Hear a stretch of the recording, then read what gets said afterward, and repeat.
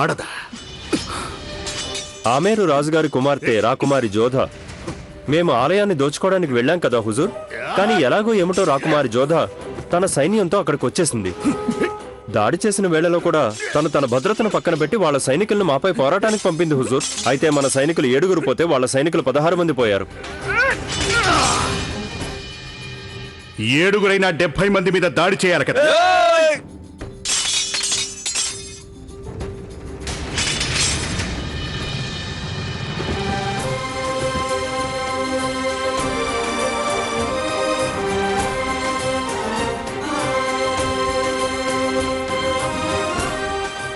మా తప్పును మన్నించండి హుజూర్. కానీ ఆ రాకుమారి జోధ ఎంత అందంగా ఉందంటే ఆవిడని అలా చూస్తూ ఉండిపోయాం. అయితే ఆవిడ అందాన్ని మాటలతో వర్ణించి చెప్పు. తను ఎడారిలో పూసిన గులాబీలా ఉంది జహాపనా. మచ్చలేని ముఖం తనది, చర్మం పట్టులాంటిది.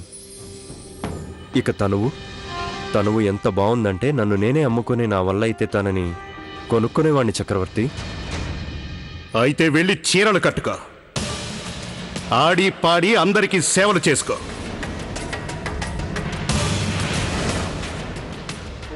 ఇంతకీ ఆ రాకుమారి పేరేమన్నా? జోధా.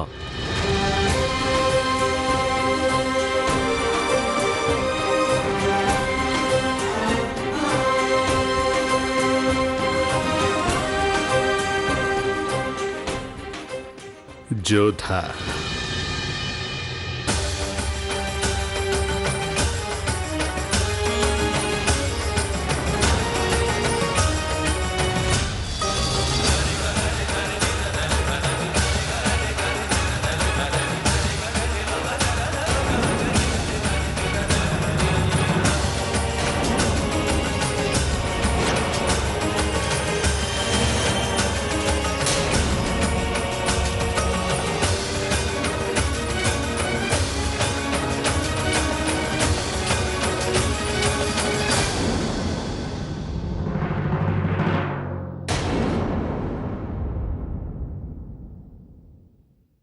ఏం జరిగింది జోధా?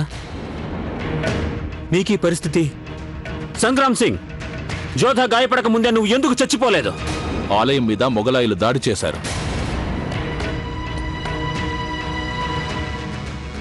రాకుమారి గారిని మేం కాపాడగలిగాం. కానీ మోతీబాయిని ఆ మొగలాయిలు తీసుకెళ్లిపోయారు.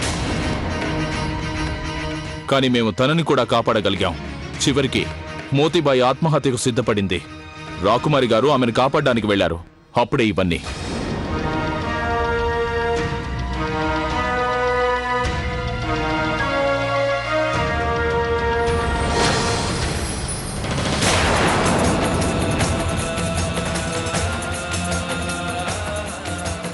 మరి కొద్దిసేపట్లో నువ్వు నీ కూతుర్ని చూసినప్పుడు తన నుదుట మట్టితో తిలకదిద్దుకుని ఉంటుంది. ఇవాళ మొదటిసారిగా అతని గురించి జోధాకి తెలుస్తుంది. వాడిలోనే తను దీపం పెట్టబోతోంది.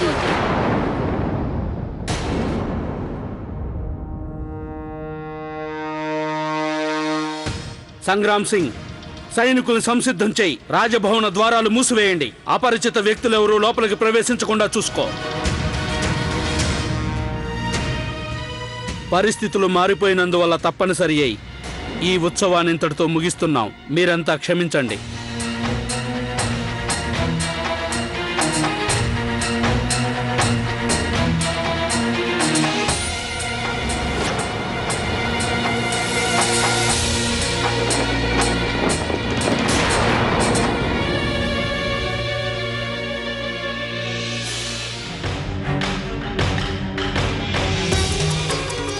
అమ్మా, ఏమైంది నీకు? పద.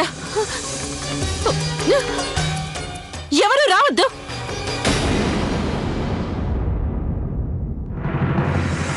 అయినా ఏంటమ్మా నువ్వు చేస్తున్న పని? అక్కడ మోతీబాయి చావు బతుకుల మధ్య ఊగిసలాడుతుంటే ఇక్కడ నువ్వేమో అద్దంలో ఒకసారి చూసుకో, అప్పుడు నీకే తెలుస్తుంది. నువ్వు ఆమె రాకుమార్లా లేవు. ఏదో బంజారా గుంపులో ఒక దానిలా ఉన్నావు. నెత్తిన ఈ మట్టి తిలకం, చెదిరిన జుట్టు. మొగలాయిలు దాడి చేశారమ్మా. ఈ మట్టి నువ్వు నీ నెత్తి మీద ఇంతసేపు ఎలా ఉంచుకున్నావు? అమ్మా, తుడిచే దీన్ని. అమ్మా, ఎలా ఉంచుకున్నావు? కొంచెం నువ్వు ఆగమ్మా. నువ్వు అనవసరంగా కంగారు పడకు. నేను దాసీలకు చెప్పి తుడిపించుకుంటాను. ముందు కూర్చో. అమ్మా, మెల్లగా. నువ్వు చరిత్ర మార్చడానికి నేను ఒప్పుకోను. దానికి భవిష్యత్తు చెప్పగల శక్తి ఉండొచ్చు కానీ నేను మాత్రం అలా వెనక్కి జరగను. ఏదో భవిష్యత్తు అది ఇది అంటున్నావి, ఎవరి భవిష్యత్తు గురించి చెప్పమ్మా. అది నువ్వు తెలుసుకోవాల్సిన అవసరం లేదు. ఈ రోజు తర్వాత నువ్వు గనక భవనం నుంచి అడుగు బయట పెడితే నేను ఏం చేస్తానో నాకే తెలీదు. ఏంటమ్మా అర్థం లేని మాటలు? నువ్వు వెళ్ళి బట్టలు మార్చుకో. నేను నీకు ఏమీ జరగనివ్వను. నీకేం జరగకూడదు. ఏం జరగకూడదమ్మా? నాకు అదేంటో చెప్పు, ఏం జరిగింది?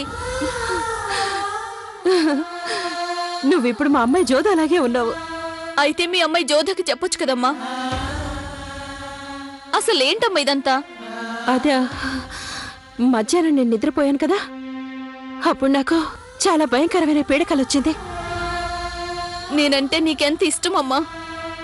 నేనేమో అక్కడ కష్టాలు పడ్డాను, ఇక్కడ అది నీకు తెలిసిపోయిందే. నేను ఒట్టు పెట్టుకుంటున్నాను జోధ. నా దారికి అడ్డు వచ్చే ముళ్ళని నా కళ్ళతో ఏరి పారేస్తాను. విధి నిర్ణయాన్ని మార్చేస్తాను. ఒకవేళ ఆ దేవుడు కూడా విధి రూపంలో ఎదురొస్తే నేను ఆ దేవుడితో కూడా పోరాటానికి సిద్ధం.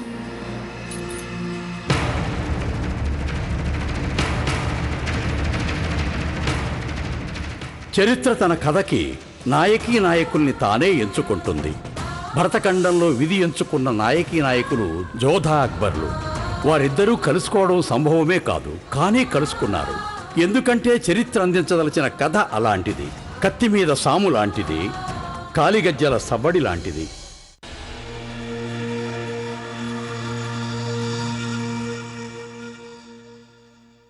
ఈ క్షణంలో బతికున్నా మరుక్షణంలో బతుకుంటామో లేదో తెలియదు. నేడు మొగలాయి సైనికులు మన సరిహద్దుల దాకా వచ్చేశారు. రేపు కోట దాకా వస్తారు. ఎల్లుండి భవనానికే వస్తారు. మన్నించండి బాబాయ్ గారు, పొరపాటు మీదే. అయినా మీరు జోధాన్ అంత దూరం పంపించకుండా ఉండాల్సిందే. తనని మీరు అలా పంపించుండకపోతే జోధాకి నీ గాయాలయ్యే కాదు నాన్నగారు. మన సొంత గృహాల్లోనే రాజపుత్రులు కోడళ్ళు స్వేచ్ఛగా తిరగలేరంటే అది మన రాజపుత్రులకే అవమానం కాదా? అది రాకుమారే కావచ్చు, మోతీబాయే కావచ్చు. వీళ్ళందరినీ కాపాడవలసిన బాధ్యత మన మీదే ఉంది. తన వెంట అంత పెద్ద సైనిక దళాన్ని పంపించారు, కానీ ఎందుకని అదేం దుర్ముహూర్తమో కానీ తమరు అంత పెద్ద పొరపాటు చేశారు. చాలు, నీ ముహూర్తాలు పంచాంగం ఆపు. మాలో పొరపాట్లు వెతకడానికి బదులు నీ సరిహద్దుల వద్ద సంచరిస్తున్న ఆ భయాన్ని తొలగించే మార్గం చూడు. ఏం ఆలోచిస్తున్నారు బాబాయ్? త్వరలోనే వర్షపు మేఘాల ఉత్సవం ఉంది. ప్రత్యేకమైన వార్తాహరుల్ని పంపించు. ఉత్సవానికి రాజపుత్రులందరినీ ఆహ్వానించు. ఈ విధంగానైనా అందరూ ఒక చోటుకి చేరతారు. అప్పుడు మనం వాళ్ళకి మైత్రి ప్రతిపాదన చేయవచ్చు. ఏమిటి అర్థం లేని మాటలు? వాళ్ళంతా ఒక చోటికి ఎక్కడొస్తారు? ఎన్నడైనా చిత్తాడు మనతో స్నేహానికి సిద్ధపడుతుందా? మొగలాయన్ని ఎదిరించడానికి ఎవరు ముందుకు రారు. ఆ పేరు వింటేనే వాళ్ళంతా వణికిపోతారు. అంటే మీ ఉద్దేశంలో వాళ్ళంతా ఒప్పుకుంటారనా? ఈసారి నేను ప్రతిపాదించే విషయం రాజీ పడమని కాదు, సంబంధం చేసుకోమని. అంటే ఏమిటంటే, నేను రాజులందరి మధ్య సంబంధానికి పునాదులు వేసి వాళ్ళని మన కుటుంబ సభ్యులుగా చేసుకుంటాము. మన కుమార్తెలని వాళ్ళ ఇంటి కోడల్ని చేసి వాళ్ళని వియ్యంకుల్ని చేసుకుంటాము. ఆ విధంగా చేస్తే మొత్తం రాజపుత్ర రాజ్యాలన్నీ ఏకమైపోగలవు. పనిలో పనిగా నేను జోధాకి తగిన వరుణ్ణి కూడా వెతకొచ్చు. ఆ వీరుడు రాజపుత్రుడై ఉండాలి, ఎంతో సంకల్ప బలం కలిగి ఉండాలి. అంతేకాదు, మొగలాయుల ప్రాణాలు తీగలవాడై ఉండాలి. జోధా వివాహం రాజపుత్రుల సమైక్యతకు చిహ్నం కావాలి. అది మొగలాయుల వినాశన హేతువు కావాలి.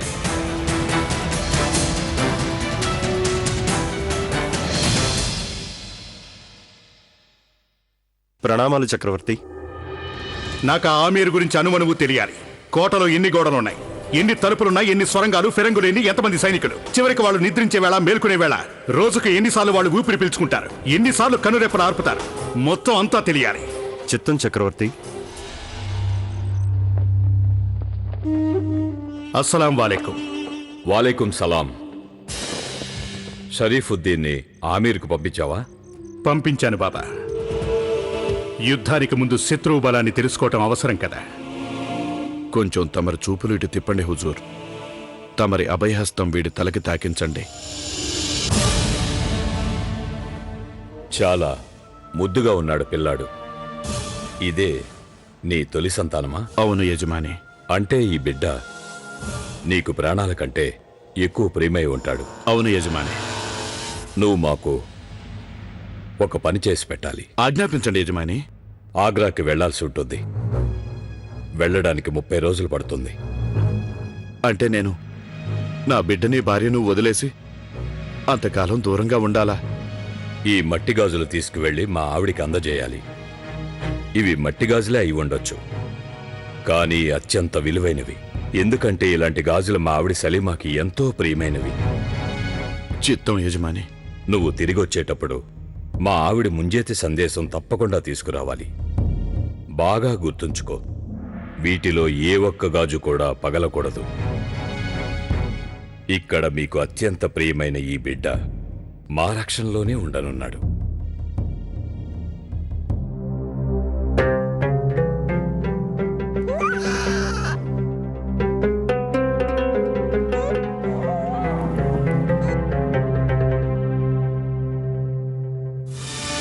ఏమవుతుంది ఖాన్ బాబా?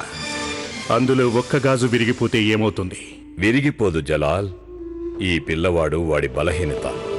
ఒక్కసారి మనం ఎవరి బలహీనత అయినా లాక్కోగలిగితే అప్పుడు వాడి చేత మనకి ఏం కావాలన్నా చేయించుకోవచ్చు.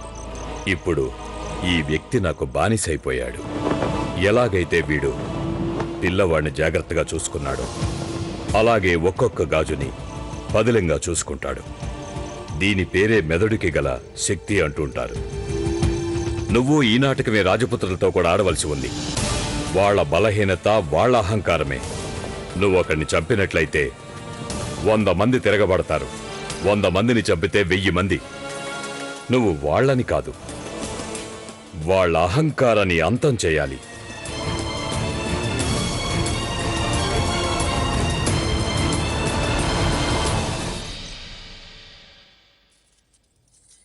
మన్నించండి మహారాణి గారు, తమరు లోపలికి వెళ్ళకూడదు. లోపల ముఖ్యమైన సమావేశం జరుగుతోంది. కానీ నేను చెప్పబోయేది అన్నింటికంటే చాలా ముఖ్యమైన విషయం.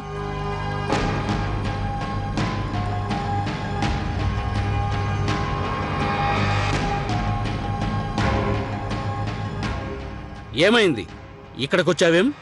నేను మీతో వెంటనే మాట్లాడాలి. ఆలయం మీద దాడి జరిగిన సంగతి మనకు తెలుసు. ఆ సందర్భంగానే నేను ఈ సమావేశం ఏర్పాటు చేశాను. మన భద్రతలో ఎలాంటి లోపం ఉండకూడదని. ఆ శత్రువు ఎవరైనా సరే. అయితే ఆ శత్రువు పేరు తలరాత అయినట్లయితే అప్పుడు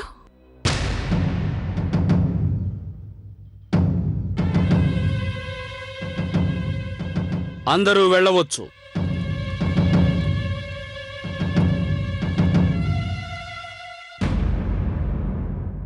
మనం సత్వరమే జోధా స్వయంవరం గురించి నిర్ణయం తీసుకోవాలి. అంత తొందరేమొచ్చిందని ఈ వేళప్పుడు నువ్వు స్వయంవరం గురించి చెప్పడానికొచ్చా? దయచేసి నన్ను క్షమించండి మహారాజా. ఒక సంగతి నేను తమరికి చెప్పలేదు. మీ అమ్మాయి జోధా మొగలాయల కోడలో ఉంది. తన నుదుట మట్టితో తిలకదిద్దుకుని ఉంటుంది. జుట్టు చెదిరి ఉంటుంది. రక్తంతో తడిసిపోయిన మొహం, జారిపోయిన పై చెంగు. ఇదే విధి నిర్ణయం. విధి నిర్ణయం జరిగి పనికి మాలిన మాటలివి. అలా ఎన్నటికీ జరగదు. నా వల్లే అయినట్లయితే రేపే జోధాకి పెళ్లి జరిపించేస్తాను. మీరు అందరూ రాజపుత్ర రాజుల్ని ఆహ్వానించండి. నువ్వు ఎలా కోరుకుంటున్నావో అలాగే చేస్తాను. ఇప్పుడు ఎలాగూ నిశ్చయమైపోయింది. రాజపుత్ర రాజులందరూ ఆమేరులో జరిగే ఉత్సవంలో పాల్గొనడానికి రానున్నారు. ఒక మహా సమావేశం జరగనుంది. ఆ సమావేశంలో నేను జోధాకి తగిన వరుణ్ణి చూడనున్నాను. దాంతోపాటే మరొక ప్రకటన చేస్తాను. నా తదనంతరం ఆమేరును ఎవరు చూసుకుంటారని ప్రకటిస్తాను. రాజపుత్ర రాజులంతా ఏకమైపోతారు. అప్పుడు జోధాకి మొగలాయులెవ్వరూ ఎలాంటి హాని తలపెట్టలేరు.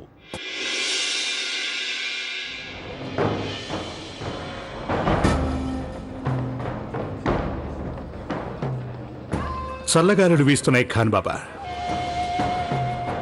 ఈసారి చలి ఎక్కువగా ఉంటుంది. చలిలో తగిలే గాయాలు నయం కావడానికి చాలా సమయం పడుతుంది జలాల్. మన సైనికులైతే దీనికి అలవాటు పడిపోయారు. కానీ రాజపుత్రుల్ని మన దాడి నుంచి రక్షించగల శక్తి వాళ్ళు చేస్తున్న పూజలకు కూడా లేదు. రాజపుత్రుల విషయంలో నీ మదిలో చాలా భారం వేస్తున్నాను జలాల్. మదిలో తలెత్తే చిక్కు ప్రశ్నలు బురద ఊబిలాంటివి. యుద్ధంలో చావనేది గడ్డిపోచలాంటిది. అందువల్ల నువ్వు ఈ అమ్మాయి అందాన్ని అనుభవించవచ్చు కదా.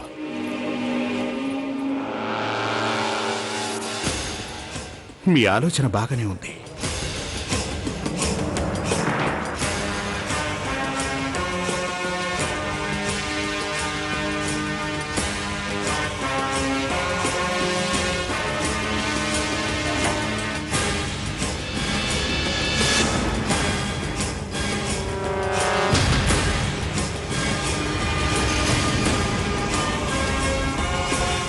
వదిలిపెట్టు నా చెయ్యిని. అరే నా భార్యను అలా తీసుకుపోతున్నావేంటి? అరే చక్రవర్తి గారు తమరా? అయ్యగారు, నేను గనుక ఏదైనా తప్పు చేసి ఉంటే దయచేసి క్షమించండి. ఇది మా ఇంటి గౌరవం. తనను ఏమీ చేయకండి. నోరు జారకు. వీరు ఈ ప్రాంతానికే నాయకుడు. వారికి ఏదైనా నచ్చిందంటే అది వారి సొంతం కావాల్సిందే. తను నేను కట్టుకున్న భార్య, నా ప్రేమకు చిహ్నం. తను నా ఇల్లాలు. విడిచిపెట్టండి వారిని. జీవితమా లేక ప్రేమ కావాలా? జీవితమా? నీకు ప్రేమ ముఖ్యమా?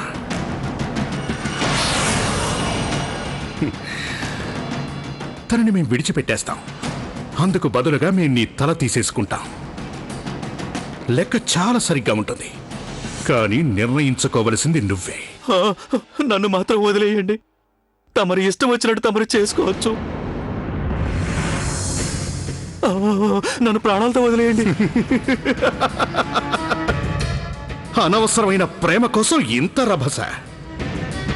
మాకు అర్థం కానిది ఏమిటంటే ఈ ప్రేమ నీ జీవితాన్ని ఎలా ఏలుకుంటుంది అని.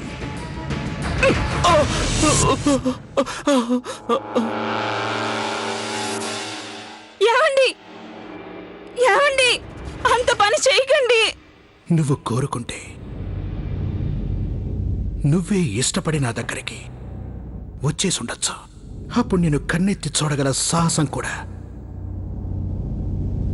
ఏ మగాడు చేసుండేవాడు కాదు. కానీ వదిలేస్తున్నాను. పోయి వాడితోనే ఉండు. నీ మానం మర్యాద కాపాడగల గుండె ధైర్యం కూడా లేని వాడితో నువ్వు కాపురం చెయ్యి.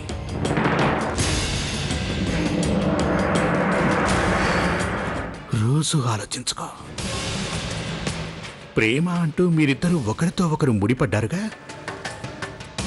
ఆ అనుభూతికి అసలైన విలువేమిటో ఆలోచించుకో.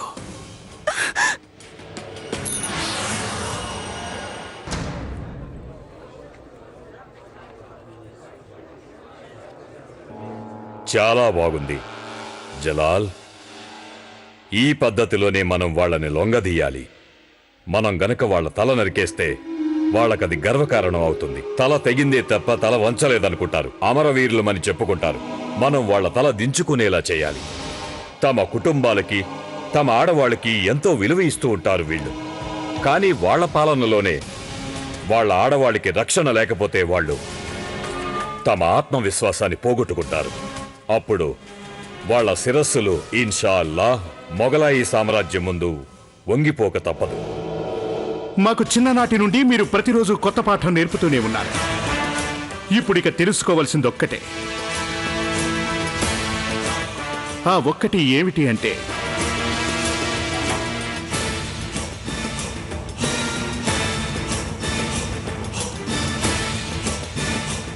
ఈ రాజపుత్రులకి అన్నింటికంటే ప్రియమైనదేదో తెలుసుకోవాలి.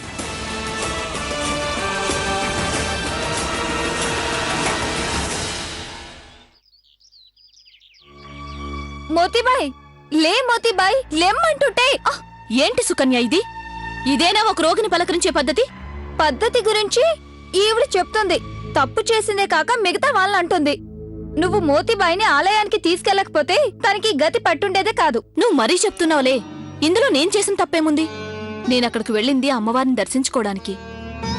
అందుకే వెళ్ళావా? మంచి వరుణ్ణి చూపించమండానికి? నా మాట వినమ్మా. నువ్వు అడిగినంత మాత్రాన అమ్మవారి నిర్ణయం మార్చుకోరు. నీ వరుణ్ణి ముందే నిశ్చయించేసింది. పెద్ద పొట్టోలు. ఉన్నవాడు గుమ్మడికాయ. అలాగా? అయితే ఇప్పుడే వెళ్ళి అమ్మకు చెప్పనా? ఆ రోజు నా ఓణి చింపేసింది నువ్వేనని.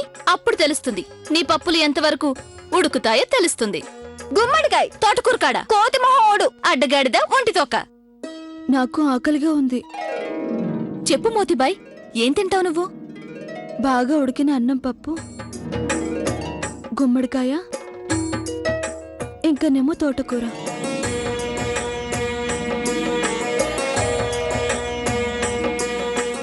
అక్కడ జలాల్ రాజపుత్రుల అత్యంత బలహీనత ఏమిటి అని వెతుకుతుంటే ఇక్కడ భార్మల్ మహారాజు భార్య మైనావతి తన కుమార్తె జోదా విషయంలో ఆందోళన పడుతున్నారు. ఇక్కడ జలాల్ ప్రేమనేది చేతగాని వాళ్ల మనోభావం అంటుంటే అక్కడ జోదాబాయి తల్లిదండ్రుల కోరిక గురించి గుర్తించని స్థితిలో ఉంది. తల్లిదండ్రులు జోదా వివాహం ఎవరైనా గొప్ప రాజపుత్ర వీరుడితో జరిపించాలనుకుంటున్నారు. అక్కడ జోధా తన మంచి మనస్సుతో ఆనందాలు పంచిపెడుతూ ఉంటే ఇక్కడ జలాల్ తన దృష్టి అంతా రాజపుత్రులపై గెలవడం మీద కేంద్రీకరించాడు. రాజపుత్రుల రాజ్యంలో చెదిరిన పూసలని దారాన్ని గుచ్చే ప్రయత్నాలు జరుగుతూ ఉన్నాయి. ఆమేర్లో జరిగే ఉత్సవంలో పాల్గొనడానికి రాజపుత్ర వీరులు ఎదురు చూస్తున్నారు. ఉదయించే సూర్యుడితో పాటుగా రాజపుత్ర రాజుల నిర్ణయాన్ని, వాళ్ల భవిష్యత్తుని వెలుగులోకి తీసుకురావాలనుకుంటున్నారు. అయితే అక్కడ జలాల్ రాజపుత్ర ప్రాంతాన్ని అంధకారంలో ముంచివేయాలనుకుంటున్నాడు.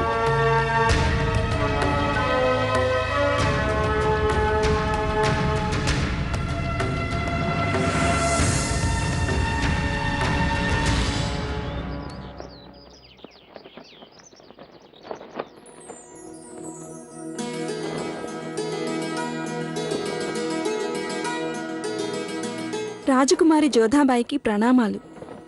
ఏంటి సంగతి సక్కు? రాకుమారి సుకన్య, రాకుమారి శివాని తమని రావాల్సిందిగా కోరుతున్నారు.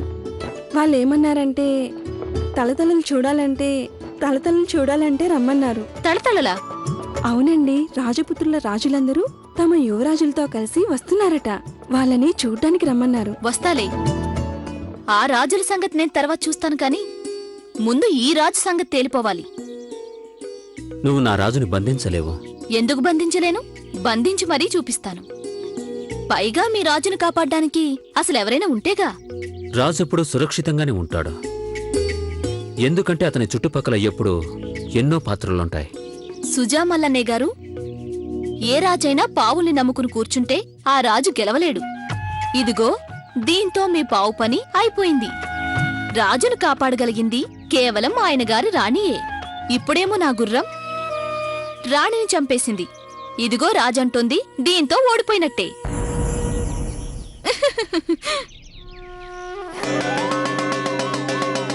వింత చూసావా సుజామల్లన్నయ్య? ఇవాళ అనుకోనిది జరిగింది మన ఆమేరులో. నేను మిమ్మల్ని ఓడించేశాను చూసారా? దాంతో నాకు మరింత ధైర్యం వచ్చింది. నేను గనక మిమ్మల్ని చదరంగంలో ఓడించగలిగినప్పుడు నేను కరవాల యుద్ధంలో కూడా ఓడించగలనన్నమాట. ఏ విధంగా ఒకే ఊరిలో రెండు కత్తులు ఇమ్మలేవో అలాగే ఏకకాలంలో రెండు ఆలోచనలు పనికిరావు. నేను సాయంత్రం జరిగే సమావేశం గురించి ఆలోచిస్తున్నాను. అందుకే ఓడిపోయాను. సమావేశంలో బాబా ఏ నిర్ణయం తీసుకుంటారో మీరే చూస్తారు కదన్నయ్య. ఇవాళ ఆమేరంతటా మీరు రాజు అయ్యారన్న సంబరాలు జరుగుతాయి. అలా గనక జరిగితే నేను ఒప్పుకుంటాను, జీవితపు చదరంగంలో నేను గెలిచానని. అలా జరిగినట్లయితే అంటారేంటి? అలాగే జరుగుతుంది. రాజపుత్రులంతా మీ శౌర్యం చూసి గర్విస్తున్నారు. అంతేకాకుండా మొగలాయిలను ఎదిరించడంలో మీరు ఉండడం అత్యంత అవసరమైంది.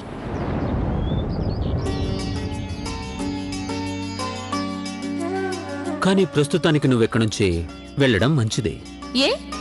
అక్కడెవరో అందమైన రాకుమారుడు నీకోసం ఎదురు చూస్తూ ఉండొచ్చు. అందమైన రాకుమారుల్ని నేను నా చెల్లెళ్ళ కోసం ఎంపిక చేస్తాను. నేను మాత్రం ఏ వీరుణ్ణి వివాహం చేసుకుంటానంటే